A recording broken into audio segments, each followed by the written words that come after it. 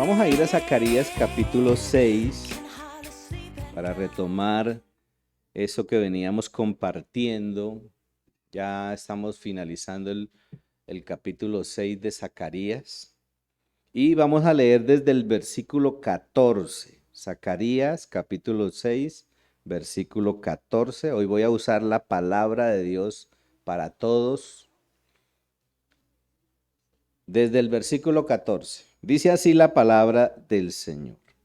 La corona quedará en mi templo para que los que la vean recuerden a Heldai, Tobías, Jedaías, y también se acuerden del bien que hizo Josías, hijo de Sofonías. Vendrá gente de tierras lejanas y ayudará a construir el templo del Señor. Entonces ustedes sabrán que el Señor Todopoderoso me ha enviado a ustedes. Todo esto sucederá si obedecen cuidadosamente al Señor su Dios. Versículo 1 del capítulo 7. El mes noveno, que es el mes de Kisliu, del cuarto año de Darío como rey de Persia, Zacarías recibió otro mensaje del Señor. El pueblo de Betel había enviado a Sarecer, regen Melep, y a sus hombres a pedirle ayuda al Señor. Ellos preguntaron a los sacerdotes del templo del Señor y a los profetas: ¿debemos seguir llorando y ayunando durante el quinto mes del año como lo hemos hecho desde hace mucho tiempo? Entonces recibí otro mensaje del Señor Todopoderoso. Diles lo siguiente a toda la gente de la tierra y a los sacerdotes: cuando ustedes ayunan y hacen lamentación en el quinto y séptimo mes del año, como lo han hecho por 70 años, en realidad lo hacen para mí.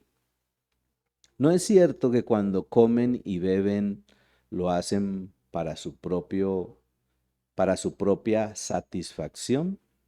¿No es esto lo mismo que el Señor dijo por medio de los primeros profetas? ¿No dijo lo mismo cuando Jerusalén y los pueblos de alrededor estaban habitados y seguros, y cuando aún vivía gente en el Neguev y en la Cefelab? Este es el mensaje que el Señor le dio a Zacarías.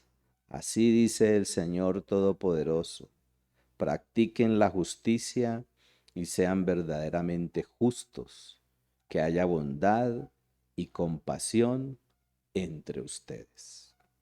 Y vamos a dejar hasta allí, vamos a dejar allí. Hemos estado hablando, hemos estado compartiendo acerca de este libro. Interesante todo lo que nos plantea este libro, ¿sí? Si ustedes no recuerdan, lo que nos narra este libro, en su gran parte, es un libro que nos está hablando de visiones, unas visiones que tuvo Zacarías, un profeta que está teniendo en una sola noche. Tuvo, en algunos casos dicen que 8, en otros casos dicen que 10 visiones. Nosotros nos hemos ido por esa línea de las 10 visiones. Ya hemos hablado de esas 10 visiones, ¿cierto? Y este hombre tiene estas visiones, son mensajes, revelaciones que Dios le ha dado y que él viene y le transmite a este pueblo. Un pueblo que está en una situación bastante difícil. Ellos durante 70 años estuvieron esclavizados, deportados, producto de su rebeldía, producto de su pecado, producto de su desobediencia. Estuvieron expatriados y vienen nuevamente, producto de la acción de Dios, vienen nuevamente a su nación, a su pueblo. Y vienen con un objetivo, con el objetivo de restaurar las murallas, de restaurar el templo allí en Jerusalén, ¿sí? Y en esta escena que estamos viendo aquí, en esta escena encontramos entonces cómo el Señor manifiesta su bondad, cómo el Señor manifiesta su misericordia, su compasión a todo este pueblo. Aquí vemos que Él está manifestando un mensaje de consuelo. Yo estaba meditando en esta porción que acabamos de leer allí, desde el capítulo 6 hasta estos primeros versos del capítulo 7, y me preguntaba, bueno, ¿qué nombre le colocamos a esta reflexión? Y me surgió fue una pregunta, y así le coloqué como título: ¿para qué y por qué lo hacemos? Todo lo que usted y yo hacemos tiene una razón, ¿cierto? Si usted tiene hambre y le ofrecen comida, pues usted empieza a comer porque el motivo es quitar el hambre, ¿cierto? Si usted está sudado y ha hecho ejercicio, ha caminado, ha hecho mucho trabajo eh, y se va a bañar, lo hace porque pues usted quiere oler agradable, ¿cierto? Todo, absolutamente todo lo que nosotros hacemos tiene una razón. Si usted se mueve y va en una dirección es porque tiene el propósito de llegar a algún lugar. ¿Estamos? Y en la vida cristiana es así. Todo lo que nosotros hacemos tiene un qué y un para qué y un por qué y un cuándo y un dónde. Bueno, todos las preguntas que siempre generalmente nosotros nos podemos hacer. Cuando uno termina de leer el capítulo 6, allí los últimos versículos del capítulo 6, veníamos hablando acerca de la espera y de la futura coronación del Mesías. Aquí hay toda una simbología de esa espera y de esa futura coronación del Mesías. Cuando está hablando ahí de coronas y cuando nos hace referencia a esta corona que le ponen simbólicamente al sacerdote, al sumo sacerdote, a Josué, se la colocan allí, es una simbología de esa futura coronación que se va a dar con el Mesías, en el reinado del Mesías. Y hay una frase allí que se repite mucho y es la de el renuevo. Ese renuevo del que está hablando allí Zacarías capítulo 6 es el renuevo que nosotros estamos esperando y es el renuevo que va a cumplir dos oficios específicos. Aunque él es profeta, también va a cumplir el oficio de sacerdote y de rey. Estamos hablando de Jesucristo, de nuestro Señor Jesucristo. Y hay muchas referencias. De pronto, si ustedes me acompañan a Isaías, allí en Isaías capítulo 4, en el versículo 2, no nos vamos a salir de esta versión.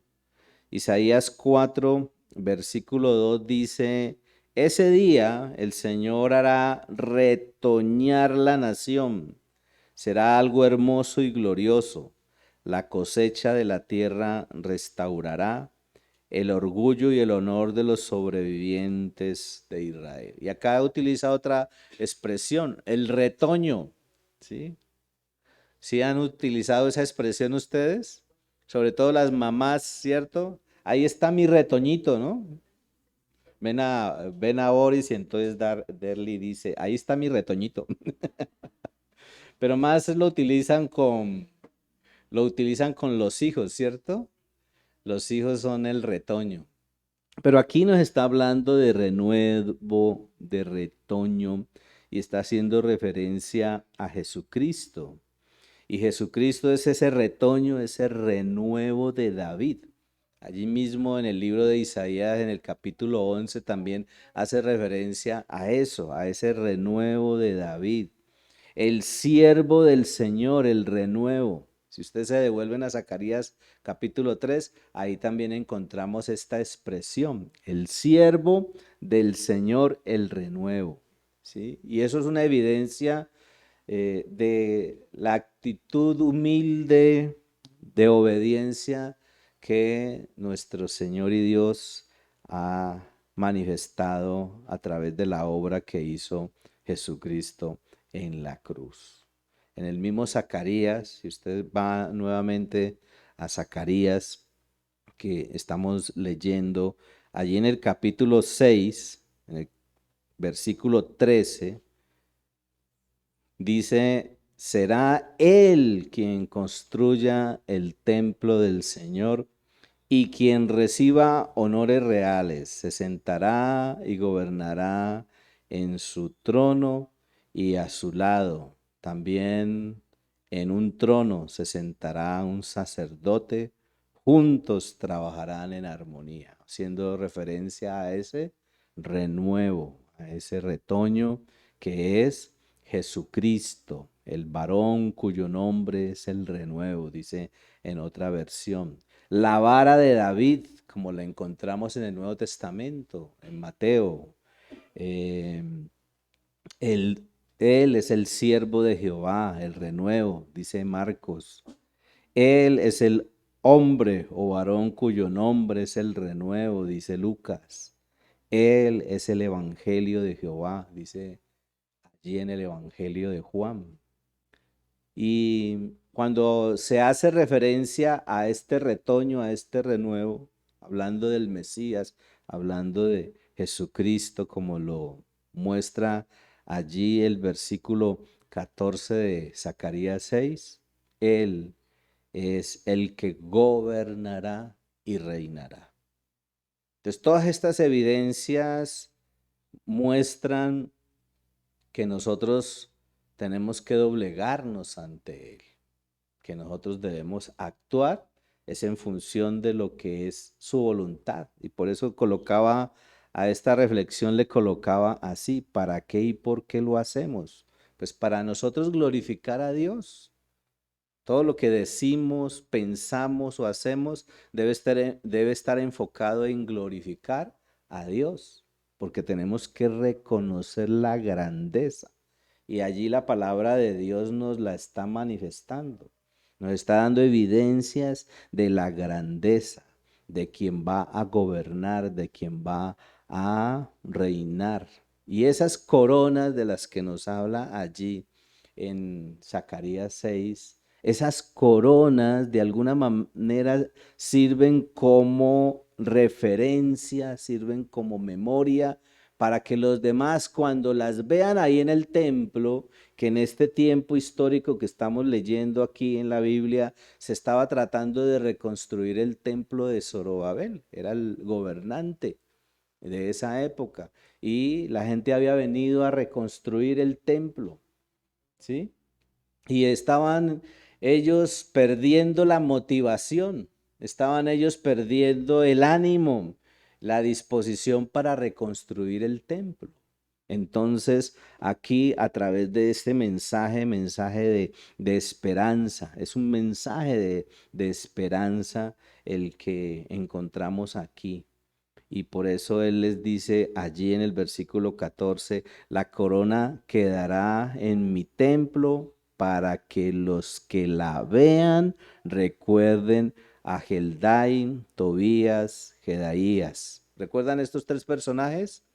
Zacarías fue cuando ellos vinieron de la deportación, fue a su encuentro y les dijo que le dieran oro para hacer una corona. Y ellos donaron, ellos ofrendaron ese oro e hicieron la corona y esa corona se la pusieron a Josué, el sumo sacerdote. ¿Recuerdan? ¿Sí? Se la pusieron a él, una simbología de la coronación del Mesías. Y aquí encontramos entonces que las coronas es para que recordemos, las coronas son para que tengamos en cuenta y recordemos que el Mesías vendrá. Desde esta época, imagínense, desde esta época Dios se les está revelando y les está diciendo a su pueblo, al pueblo de Israel, le está diciendo, yo voy a volver, ¿sí?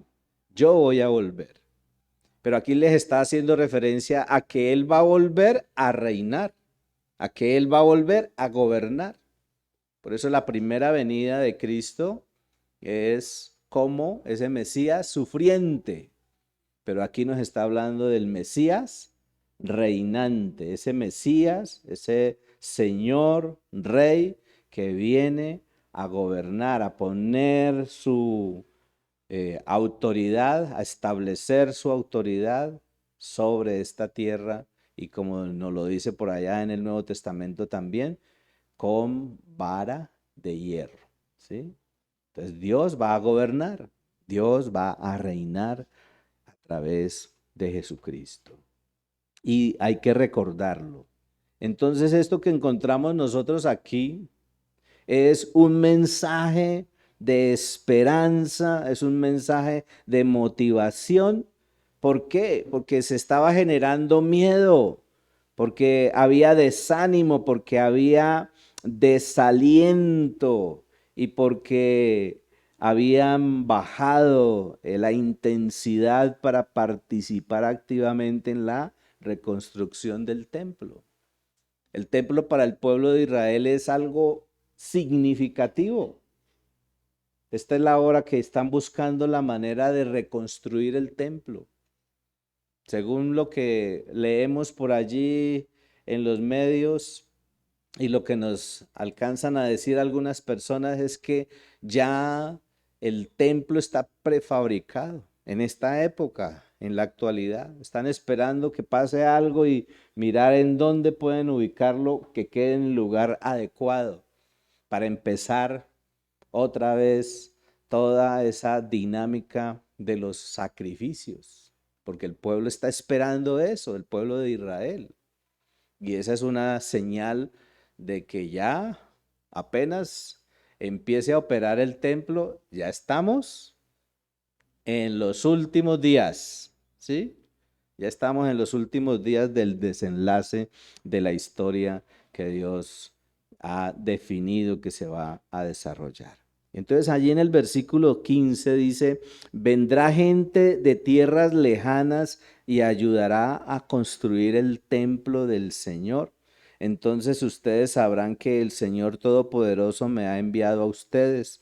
Todo esto sucederá si obedecen cuidadosamente al Señor su Dios. Y es interesante esto que nos muestra aquí, porque es todo un mensaje, como les decía ahora, de esperanza y de motivación, para que se quitara ese miedo que había en ellos, para que se quitara ese desánimo, ese desaliento.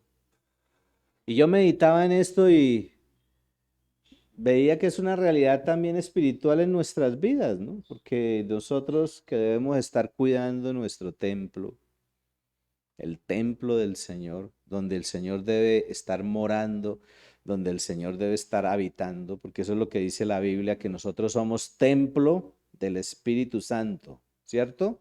Mire el que está ahí a su lado y dígale, usted y yo somos templo del Espíritu Santo. Y dígale así, entonces déjelo ver. Sí, pero dígale, pero déjelo ver porque casi no se le nota. Sí, algunos definitivamente hay que echar bastante brillametal, ¿no? Para que se le note. Pero Dios es misericordioso y entonces Dios desea que nosotros reflejemos su presencia en nuestras vidas. Miren que meditando en esto entendía que el templo del que están hablando aquí, el templo de Zorobabel, no era un fin en sí mismo, sino un medio para señalar la venida del Mesías. O sea, construir, reconstruir el templo. Por allá también hay una crisis porque el templo de Salomón comparado con el templo de Zorobabel, nada que ver, ¿sí? O sea, la hermosura del templo de Salomón totalmente diferente al templo que tenían ahora. Ese templo que están construyendo, reconstruyendo, que estuvo en ruinas, ¿sí? Que fue quemado, derribado. Ellos no pudieron llegar a ese nivel de, de calidad en la reconstrucción. Pero eso nos hace entender a nosotros que más que el lugar, ¿sí? Más que el lugar donde nos reunimos o el lugar donde se reúne el pueblo de Dios, lo que realmente tiene valor es la presencia de Dios. Porque Dios se manifestaba cuando ellos estaban en el desierto. ¿En dónde?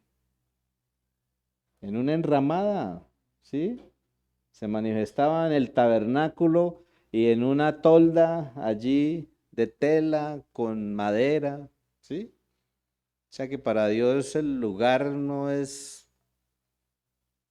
significativo, pero los hijos de Israel le habían dado un significado muy elevado. Lo que nos muestra esto es que Dios ama a su pueblo. Y por eso cuando leemos estos versos en Zacarías encontramos ese mensaje y esa profecía donde muestra ánimo, donde muestra consuelo, aún donde le revela su voluntad. Y es una voluntad escatológica, ¿no? Porque Él les está diciendo a futuro, en un futuro, yo voy a construir un templo. Y está hablando del tiempo del milenio, como se le conoce escatológicamente, ¿sí? Un tiempo en donde Dios va a hacer otro templo. O sea que este que están prefabricando y que tienen listo para montarlo, también se va a acabar. Y en el milenio Dios va a construir un nuevo templo. Y cuando uno mira el otro capítulo, capítulo 7, esos primeros versículos, hay una escena que me parece interesante porque como ya estaban construyendo el templo, como ya se le veía forma, ¿no? Hay gente que uno la llama y le dice, vamos a hacer la obra y la gente le saca la maleta, ¿sí? Pero cuando ya ven la obra en forma, entonces ya se van arrimando, ¿sí? Ya van diciendo, a ver, ¿qué hay que hacer, no? Pero ya casi está terminándose la obra. Lo cierto es que ellos empezaron a darse cuenta que ya estaba cogiendo forma la reconstrucción del templo y tenían unos hábitos que habían adquirido y uno de ellos era el ayuno. Y van y le preguntan a los sacerdotes y al Señor, ¿ayunaremos o no ayunaremos? Y uno le pregunta a la iglesia, iglesia, ¿ustedes ayunan o no ayunan? Y alguien decía por ahí, no, yo sí desayuno todos los días. Pero ¿ayunamos o no ayunamos? ¿Mm?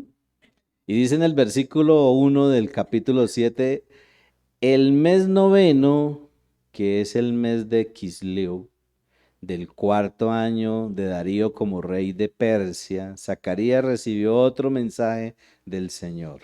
El pueblo de Betel había enviado a Sarecer, Regen Melech, y a sus hombres a pedirle ayuda al Señor. Ellos, versículo 3, ellos preguntaron a los sacerdotes del templo del Señor y a los profetas, ¿debemos seguir llorando y ayunando durante el quinto mes del año como lo hemos hecho desde hace mucho tiempo? ¿Por qué esa pregunta? Me preguntaba yo, ¿sí? ¿Por qué esa pregunta, cierto?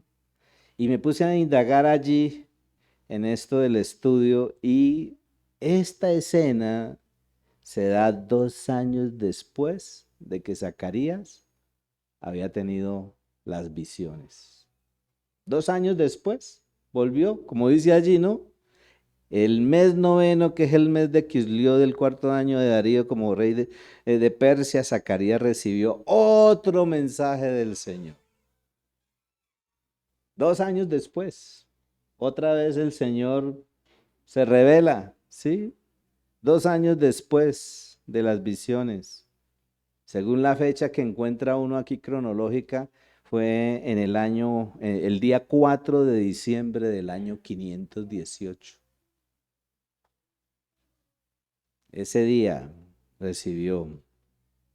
Y es curioso comparar lo que narra Ageo y lo que narra Zacarías, porque ambos están motivando al pueblo que cuando regresen a su tierra sea para ayudar a terminar la reconstrucción del templo, porque el templo es significativo.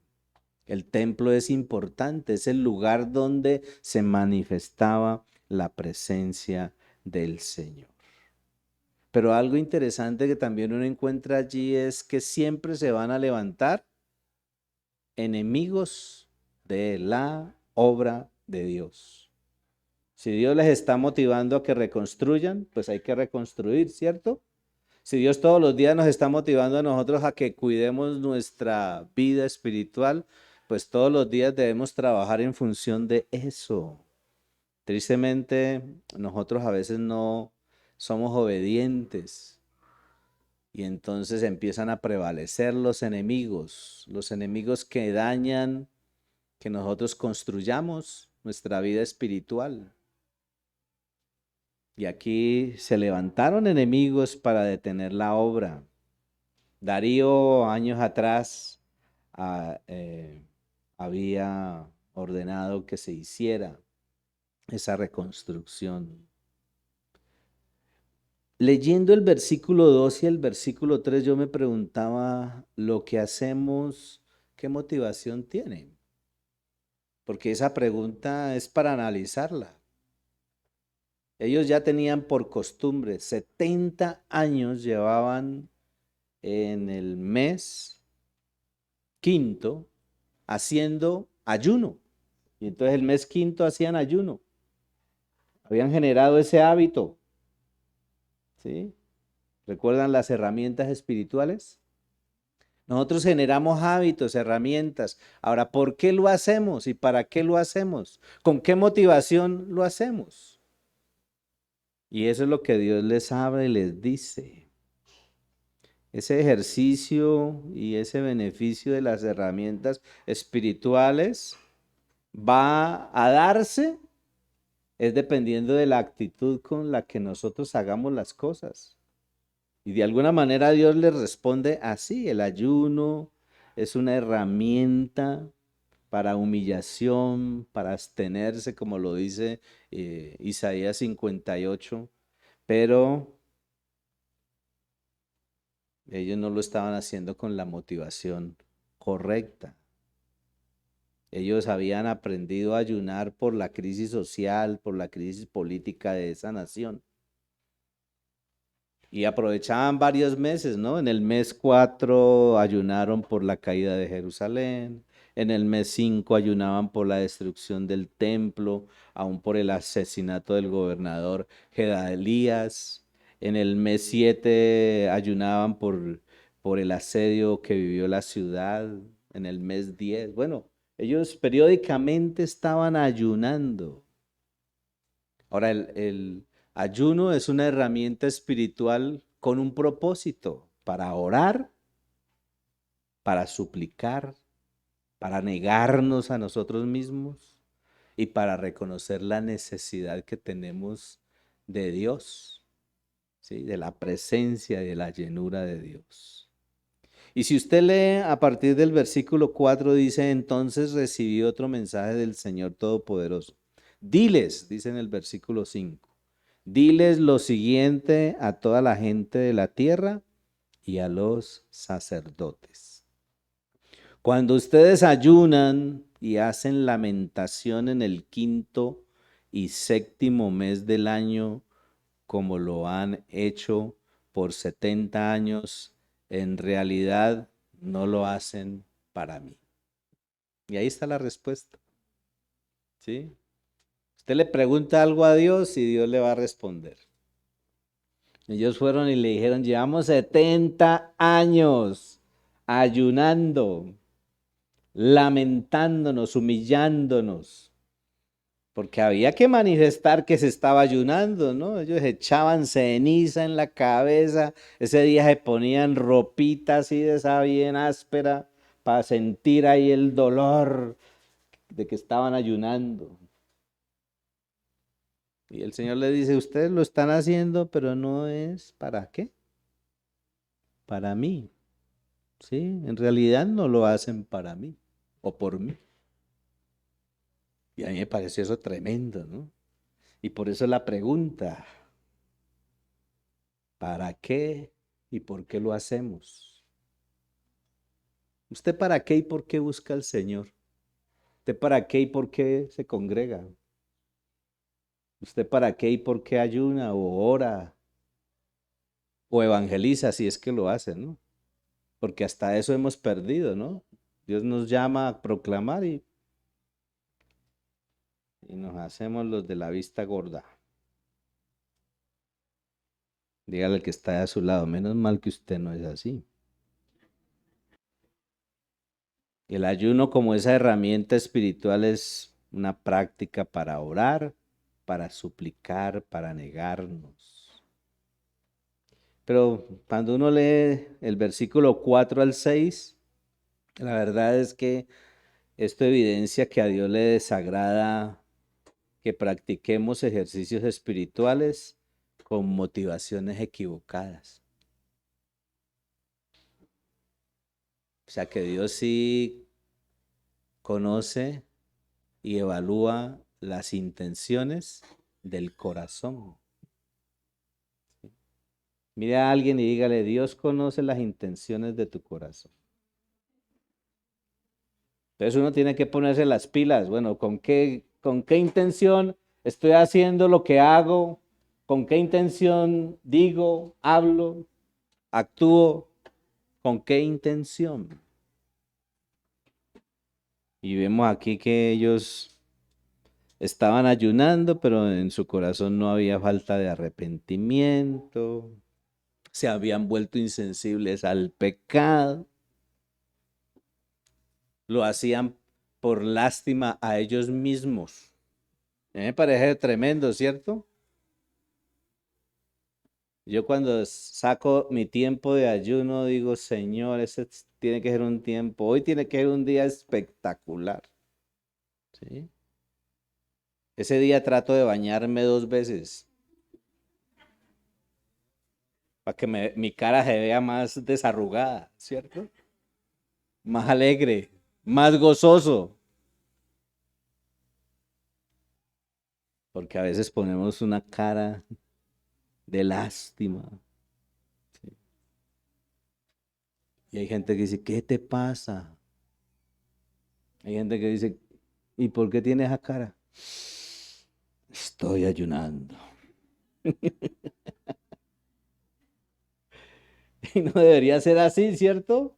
Porque si yo estoy ejercitando algo que Dios me está diciendo que haga, debo hacerlo con gozo, con pasión, con entrega, con dedicación, con ánimo. Y si yo estoy orando, debo orar con gozo, con alegría.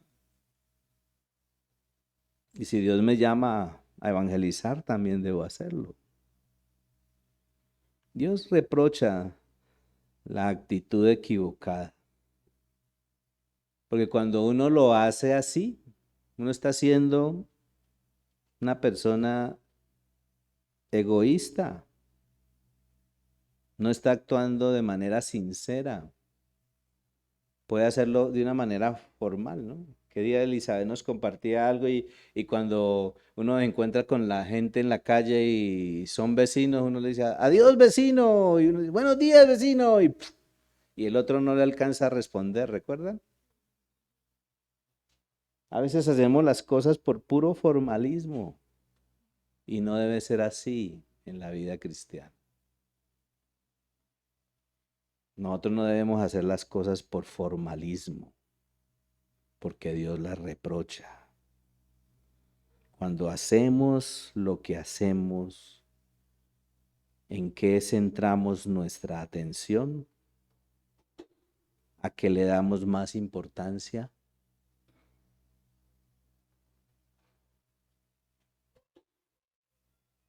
Meditaba en eso y me preguntaba, bueno, ¿qué es más importante para Dios? ¿El ritual o Dios? ¿O estar con Él? ¿Qué será más importante? Pues Dios, ¿cierto? Pero se había generado toda una rutina. Y yo tengo que evaluar eso. Si yo establezco ayuno de 6 a 6, de 6 de la mañana a 6 de la tarde, en ese tiempo, ¿con qué intención? ¿Qué es lo más importante? ¿Lo que estoy haciendo, lo estoy haciendo para agradar a Dios? Cuando me congrego para agradar a Dios, o porque es domingo, o porque es sábado. ¿Mm? Porque uno se vuelve muy ceremonioso, ¿sí o no? Uno se vuelve súper ceremonioso. A mí me ha pasado que en las ceremonias me ha tocado cambiar el orden a la ceremonia, ¿sí? La última ceremonia que tuvimos fue el matrimonio de esta bella pareja que tienen una cara de felicidad.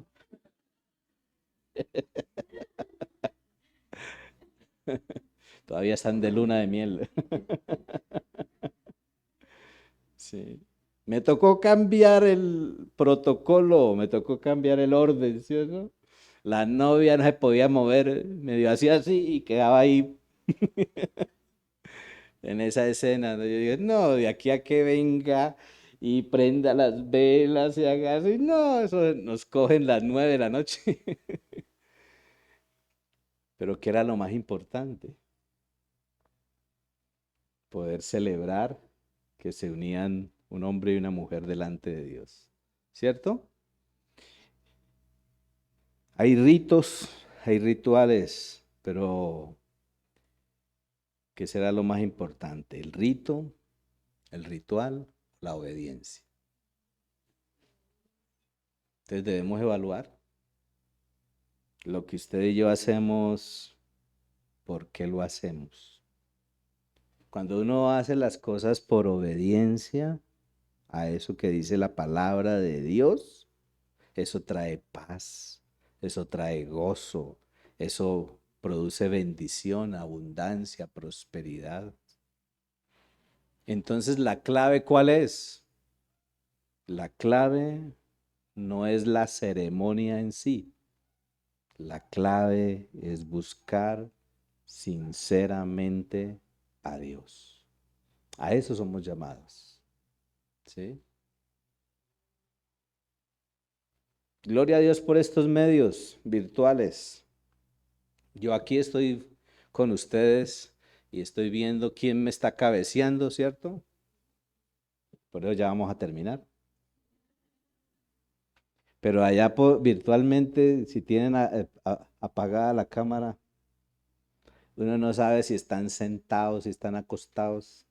Gloria a Dios, ¿cierto? Por estos medios que ayudan a edificarnos. Pero aún en eso, cuando nosotros estemos en un momento especial, evaluemos nuestra intención. ¿Por qué hacemos lo que hacemos? ¿Cuál es la motivación? Y desarrollemos obediencia a hacer las cosas para agradarle a Dios y para buscar de manera sincera a Dios. Obediencia. Y usted póngase en la tarea No necesita leerse esta semana toda la Biblia, pero en cada porción de la palabra de Dios que usted lea en esta semana, mire dónde está el mandamiento. Ayer Elizabeth nos hablaba del devocional, ¿no? Y de todos los que estaban en el devocional, nadie dio señales de vida. ¿Mm? Pero el devocional es un espacio de tiempo para yo encontrarme con el Señor en uno de los espacios de tiempo de todo el día, porque no solamente es en el tiempo devocional que yo me encuentro con Dios, yo tengo que estar conectado con Dios todo el día. Pero hay gente que dice, mi devocional son 15 minutos o media hora o una hora en el mejor de los casos. Y uno dice, no, ya, ya hice el devocional, ¿sí? Pero no, el devocional es una herramienta para yo aprender a estar conectado con Dios todo el día. Usted haga el ejercicio. ¿Cuál es el mandamiento? ¿Qué es lo que Dios quiere que yo haga? Y cuando Dios me lo dice, ¿con qué diligencia lo hago yo? Y usted va anotando ahí, aproveche la libretica, ¿sí? Así usted no lo haga como nosotros le hemos enseñado, pero por lo menos tenga una libretica y todos los días coloque fecha. Hoy el Señor me pidió que hiciera esto. Y repase durante toda la semana y entonces toda la semana se va a dar cuenta, el Señor me dijo el lunes esto, el martes, el miércoles, el jueves, el viernes, el sábado, el domingo. Y luego, ¿y yo qué hice? ¿Mm?